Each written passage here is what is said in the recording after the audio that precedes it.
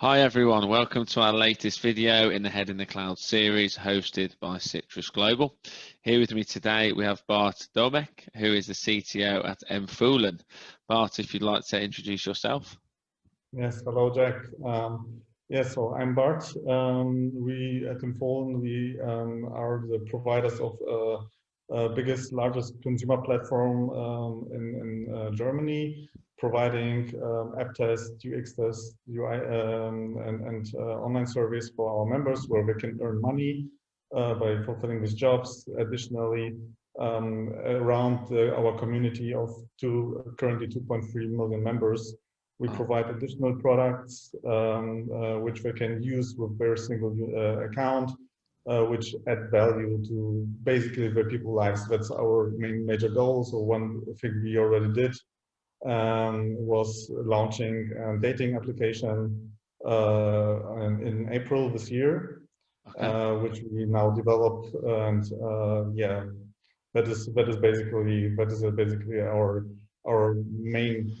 So we have different products around this community. One is earning money from home. The second one is a dating portal, and we build additional applications around this community of people. So that's what our goal is. Always giving more and added value for our consumer network and for the people on our platform. Oh, okay, excellent. Thanks for that. So it sounds very interesting.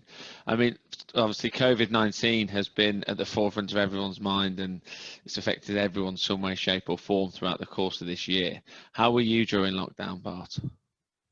So it was a little bit of crazy time for us because so I started at Mfulen in December last year. So it was also for me like the fourth month of work. I just hired my new team, and during this time, all the new developers joined. One developer lady from India was working for at least half a year from India, and she's now here in Germany. Okay, good. One guy from Macedonia, which was already in Germany, but of course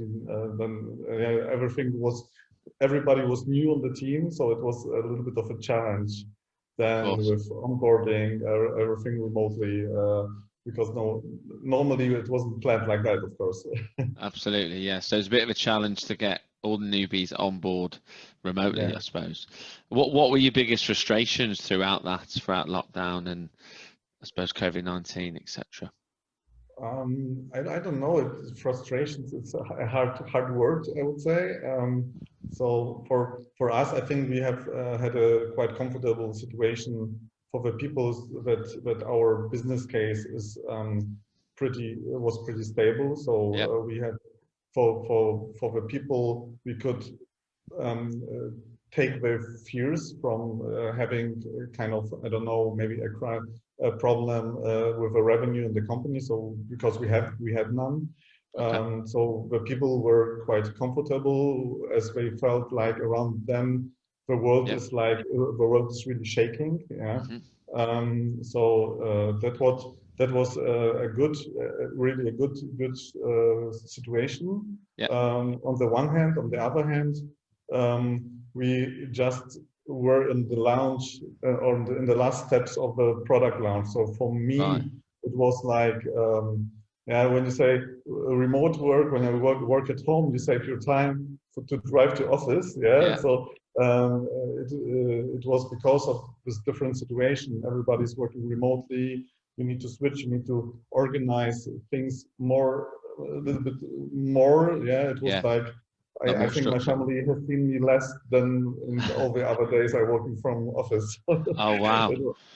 It was for me personally maybe one thing which was pretty hard. But on the other hand, I think we managed it quite good. And what was the bigger frustration maybe was like, we felt after like 3 months on just working from home completely remotely, that the personal connection to the people got a little bit worse. So it was you felt like small conflicts, which were like, why is he so? Yeah. So when just via video conference, you cannot.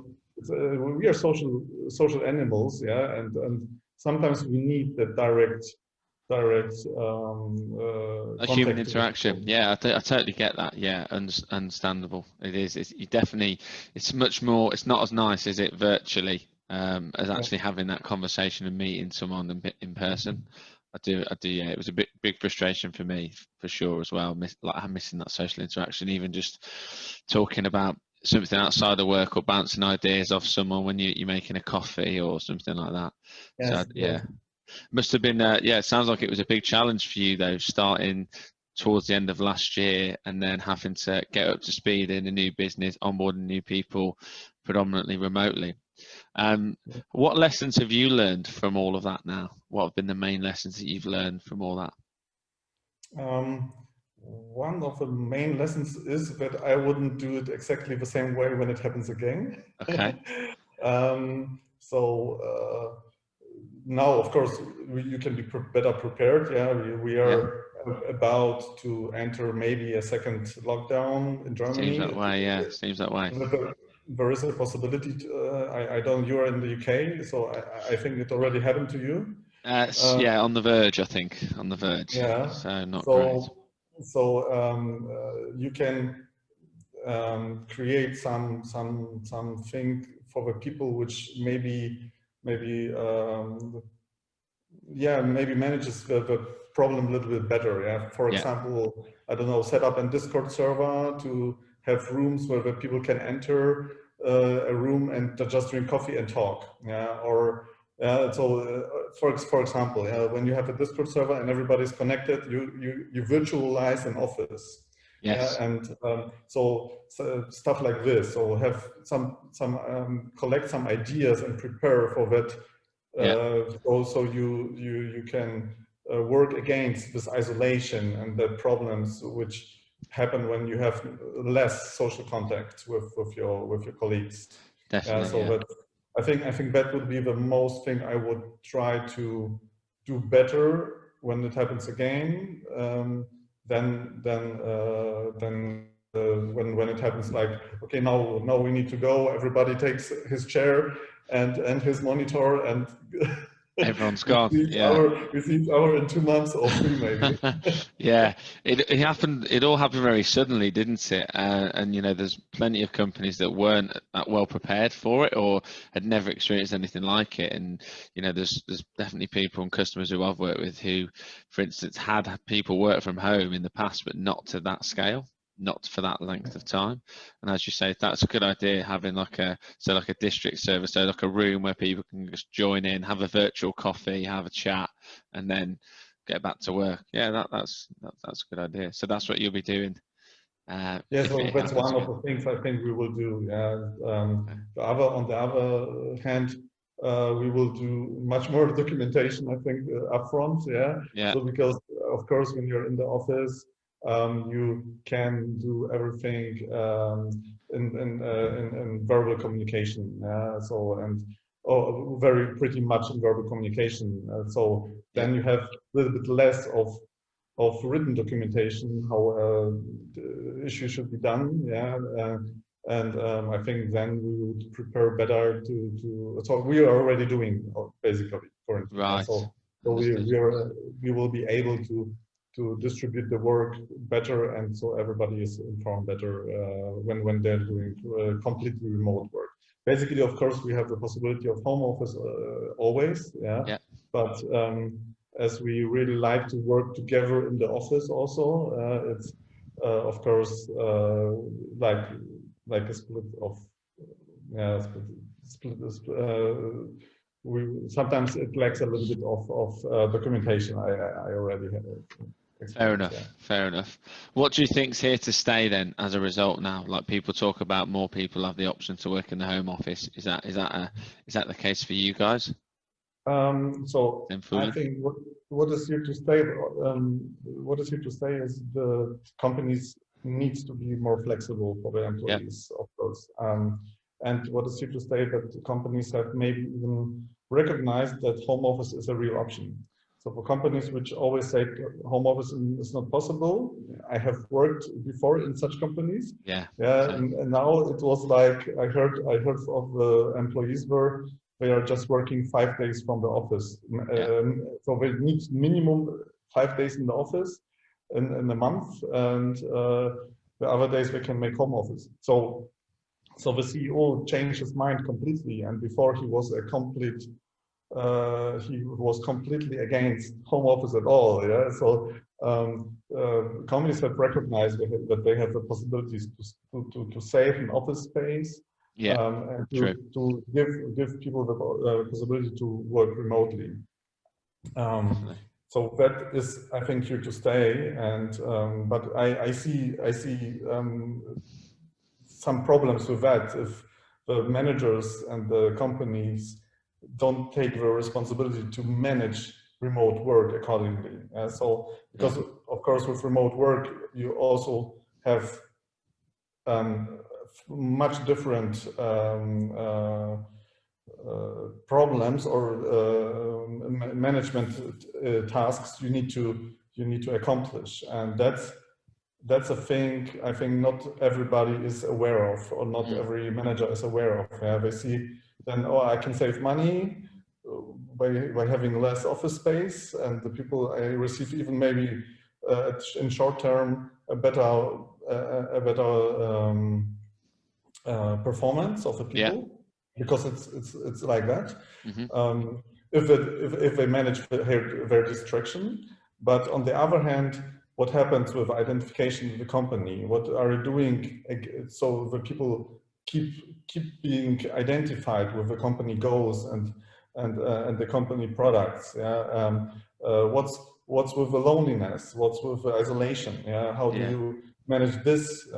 So this is something you need then tools or even events to manage that problems. And if the companies aren't aware of that problems, it will lead to even illness of the people, and that's what I'm aware of a little bit. Yeah. No, I agree. So I think you're saying obviously there's more working from home. The home office is definitely here to stay, and I think you said obviously companies need to be more flexible. So that's one advice that you'd give to businesses moving forward. Are there any other bits of advice that you'd give to businesses moving forward? So, being more flexible. Is there anything else that you think as a result of all of this? I didn't understand the question, sorry. So is there any other bits of advice that you would give to a business moving forwards as a result of all of this, now that what you've learned? Yeah, sure. So first of all, it's I think the opportunity for companies is to hire the best people from everywhere, basically. Yeah. So not being bound to a location is a great opportunity for companies. So to hire the best people from everywhere in the world, it's great. Yeah. When you look at companies like GitHub, for example, which do complete remote work, they have no office at all, and they have a remote manifesto and stuff like this. Yeah, the companies can learn a lot still from from companies like that. I think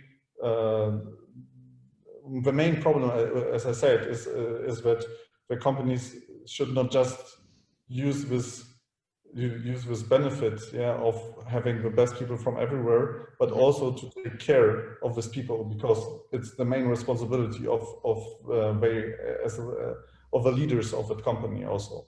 So that's what I think what can fail in the future. Right. So there's a risk for that. So also the opportunity and the risk.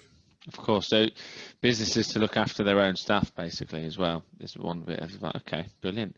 You mentioned there about hiring the best people. That it's so true. Like in the past, I've worked certain roles where I found the perfect candidate, and even like a hiring manager said that, but because set company wanted that person to be on site all the time and the candidate couldn't commit to it, they missed out, you know, or it wasn't a right fit. But now I think, yeah, there's definitely going to be a lot more flexibility, and certain older and traditional companies, yeah, very much more open to that for sure. I mean, given the new circumstances and all that's happened, what would you now ask of a modern talent partner as a result of all this? The question was what I would ask from a recruitment partner. Yeah, or like a modern talent partner. So what would you expect from them? What would you ask of them now after COVID? I think it's a little bit strange question, because basically I would expect from the modern partner that he's aware of these changes. Yeah, so it's even it will be even my expectation. And still of course the same. The recruitment partner should always take care of the requirements of the company. So of course it's the same, like what possible what are the possibilities of the remote work or not, yeah, or what is the mixture of homework or not, and Yeah, what are the models basically we are hiring, or the company is hiring. So, and it can be different for different teams, of course, also. Yeah. yes, So I can imagine for us also a complete remote team, but currently we have a complete team in Hamburg. Yeah. So it's of course nicer yeah, to add people here in Hamburg.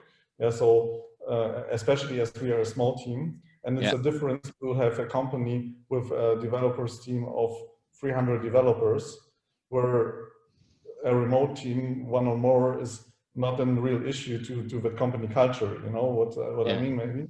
So I would expect always from a recruiter and a recruiting partner to understand the company culture and definitely, yeah, to understand how are the requirements for remote work or home office work. yeah. Okay, totally agree. So those that are going to be more on site, they would have to be a bit more of a cultural fit, whereas those that never work on site a bit, it's not as important as long as they get the work done to a set standard. Okay. Great. No, thanks very much for that. Well, look, thank you very much for sharing an insight as to how you guys coped and how you got on, and the lessons you learned and the insight you had from the past year. It's been an absolute pleasure. As I say, thanks for taking part and being a guest on the Head in the Cloud series. Hopefully, we can get you on as a guest in later on down the line in a new series when we can look back on these times and maybe discuss how you coped with the second potential wave, or how things are going in the new normal.